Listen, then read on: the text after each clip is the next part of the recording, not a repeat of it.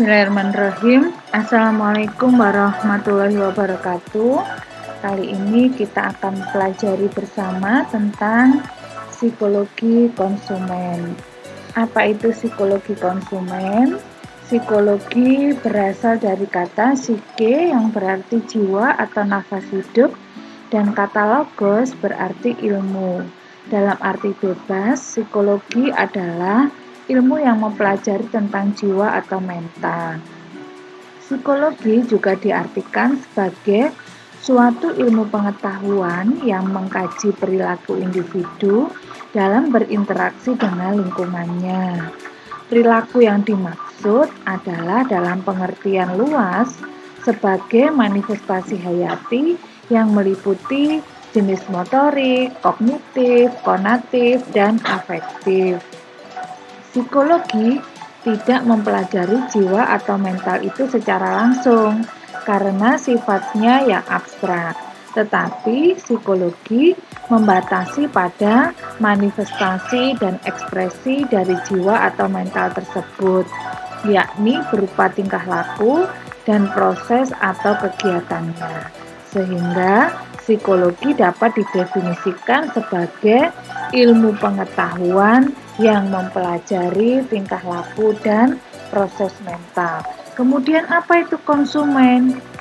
Konsumen adalah setiap orang pemakai barang dan atau jasa yang tersedia dalam masyarakat, baik bagi kepentingan diri sendiri, keluarga, orang lain, maupun makhluk hidup lain, dan tidak untuk diperdagangkan. Lalu, apa itu yang dimaksud dengan psikologi konsumen? Psikologi konsumen adalah cabang ilmu psikologi yang mempelajari tentang perilaku konsumen pada seorang manusia. Psikologi konsumen berakar pada psikologi perikanan dan penjualan.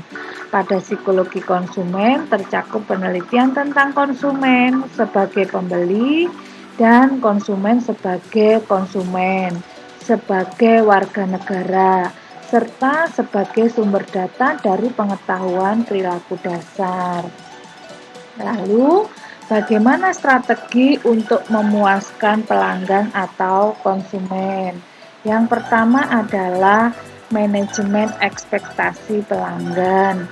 Ini adalah upaya untuk mengedukasi pelanggan yang benar-benar memahami peran, hak, dan kewajiban yang berkenaan dengan produk dan jasa. Kemudian strategi yang kedua adalah relationship marketing and management. Ini artinya adalah strateginya berfokus pada upaya menjalin relasi positif yang bersifat jangka panjang dan saling menguntungkan. Kemudian strategi yang ketiga adalah after marketing. Strategi ini menekankan pada pentingnya orientasi pelanggan saat ini sebagai satu cara yang lebih cost efektif untuk membangun bisnis yang menguntungkan. Strategi yang ketiga adalah strategi yang keempat, yaitu strategi retensi pelanggan, yaitu upaya untuk berusaha meningkatkan retensi pelanggan melalui pemahaman atas faktor-faktor yang menyebabkan pelanggan beralih ke pemasok.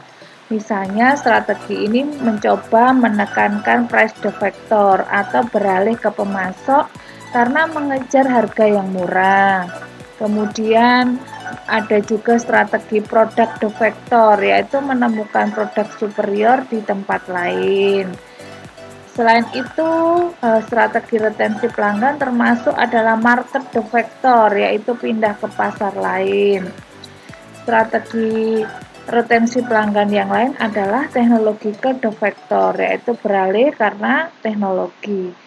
Dan contoh yang lain untuk strategi retensi adalah organizational defector, yaitu pelanggan beralih karena adanya tekanan politik. Kemudian strategi memuaskan pelanggan yang lain adalah superior customer service. Strategi ini diwujudkan dengan cara menawarkan layanan yang lebih baik dibandingkan dengan para pesaing.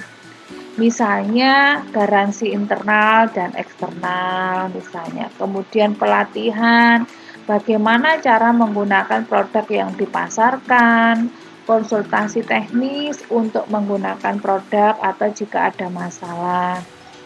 Selain itu, strategi yang ditawarkan juga termasuk bagaimana supaya peluang penukaran dan pengambilan produk itu bisa memuaskan, reparasi komponen yang rusak misalnya, termasuk penyediaan suku cadang pengganti, penindaklanjutan kontak dengan pelanggan, misalnya ada masalah supaya mudah dihubungi, informasi secara berkala dari perusahaan pengguna produk, kemudian pemantauan dan penyesuaian produk untuk memenuhi perubahan kebutuhan pelanggan. Ini merupakan strategi superior customer service. Kemudian strategi yang keenam adalah teknologi infusion strategy, yaitu berusaha untuk memanfaatkan kecanggihan teknologi untuk meningkatkan dan memuaskan pengalaman service encounter pelanggan.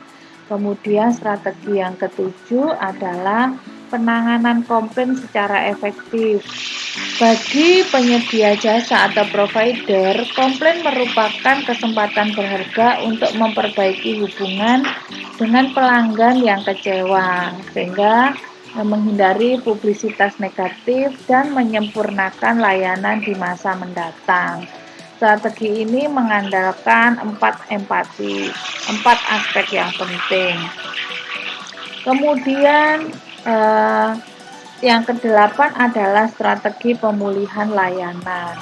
Ini berusaha untuk menangani setiap masalah dan belajar dari kejanggalan produk atau layanan serta melakukan perbaikan demi menyempurnakan layanan organisasi. Implementasinya bisa berupa jaminan layanan tanpa syarat, pemberdayaan karyawan, dan sebagainya. Kemudian, apa tadi 5 kunci after marketing? Ada 5 ya. Yang pertama adalah acquainting. Nah, acquainting ini yang dimaksud adalah berusaha mengenal para pelanggan dan perilaku pembelian serta kebutuhan mereka, termasuk mengidentifikasi high value customer. Kemudian yang kedua adalah acknowledging, yaitu berusaha menunjukkan kepada para pelanggan bahwa mereka dikenal secara personal, misalnya dengan respon setiap komunikasi atau koresponden dari para pelanggan secepat mungkin. Yang ketiga yaitu appreciating, yaitu mengapresiasi para pelanggan dan bisnisnya. Yang keempat, analyzing, yaitu menganalisis informasi-informasi yang disampaikan pelanggan melalui komunikasi dan korespondensi.